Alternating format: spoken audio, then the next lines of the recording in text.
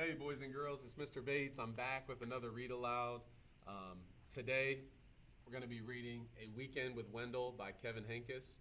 This is another one of my favorite stories out there. We're going to continue to focus on characters and character traits. Remember, a character trait is a way to describe a character.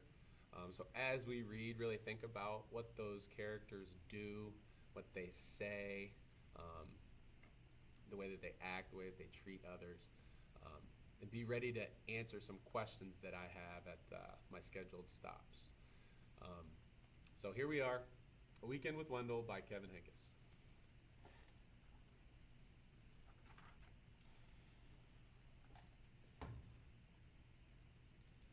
On Friday afternoon, Wendell's parents dropped him off at Sophie's house. "Wendell's going to spend the weekend with us," said Sophie's mother, while his parents visit relatives out of town. "Oh, boy," said Wendell. Sophie didn't say anything.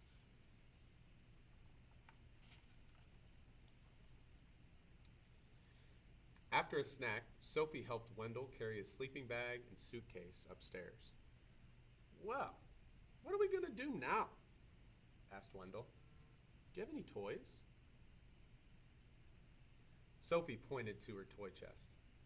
"Is that all you've got?" said Wendell. "I've got 1,000,000 times more than that. What else is there to do around here?" "We could play house," said Sophie.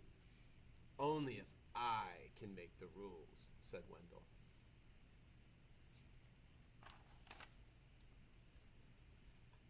So they played house, and Wendell made the rules. He was the father, the mother, and the 5 children. Sophie was the dog. Then they played hospital. Wendell was the doctor, the nurse, and the patient.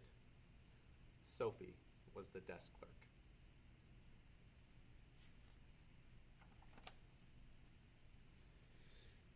When they pretended they worked in a bakery, Wendell was the baker, and Sophie was a sweet roll.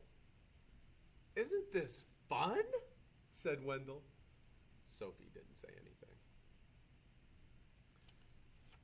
So at this point in the story, how would you describe Wendell?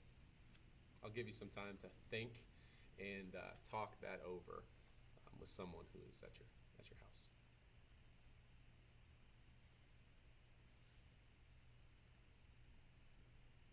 How would you describe Wendell?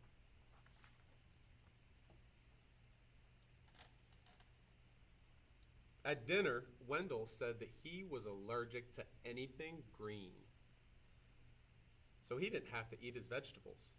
And then, when Sophie wasn't looking, he scooped the whipped cream right off her dessert. "When is Wendell leaving?" whispered Sophie. "Soon," said her mother. "Soon," said her father.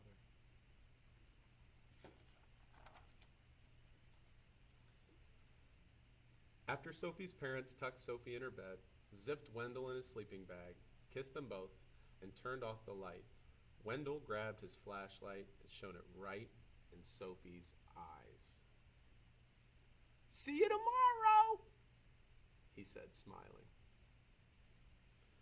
Sophie shut her eyes. "I can't wait for Wendell to go home," she said to herself.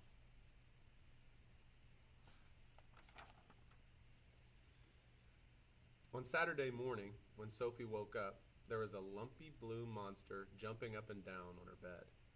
It was Wendell. She felt something pinch her leg at breakfast. It was Wendell. She heard scary noises coming from the broom closet. It was Wendell. Wendell used Sophie's crayons and left them on the porch, so they melted. How would you feel if you were in Sophie's shoes? Think about it. Talk it over with someone.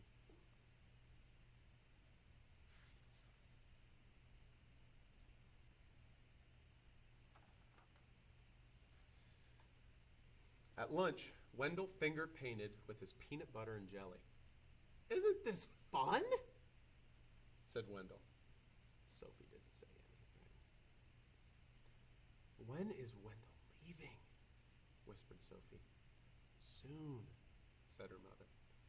"Soon," said her father.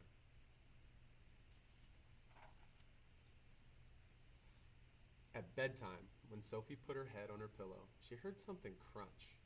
It was a note from Wendell. It said, "See you tomorrow." Sophie shut her eyes. "I can't wait for Wendell to go home," she said to herself. Here's a closer look at the note.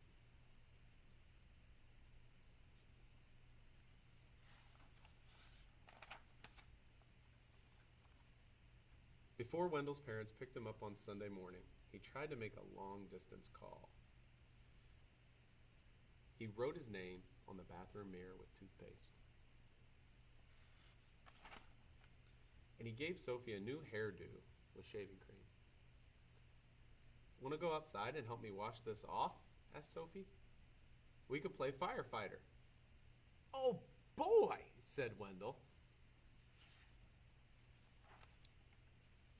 So they played firefighter, and Sophie made the rules. She was the fire chief. Wendell was the burning building. "Isn't this fun?" said Sophie.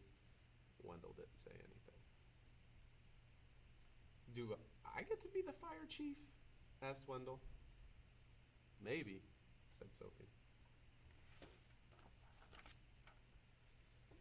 Soon Wendell and Sophie didn't care who was the fire chief or who was the burning building.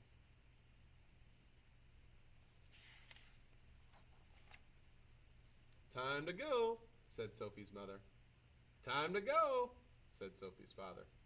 "Already?" said Wendell. "Already?" said Sophie. "When is Wendell coming back?" asked Sophie. "Never," said her mother. "Never," said her father. That afternoon, when Wendell unpacked his suitcase, he heard something crunch. It was a note from Sophie. It said, "I hope to see you soon." So that's the end of our text here, boys and girls. I'm going to leave you with one question, and then I'm going to get out of here. So what are your thoughts at this point? Can you relate to this story? I personally can relate. I was the oldest child in my family, and I may have acted like Wendell at the beginning of the story. I may have been a little bit bossy when playing with my siblings. So I ask you, can you relate to this story? If so, talk it over with a family member that's near. Thanks for tuning in. We missed you. See you later, guys.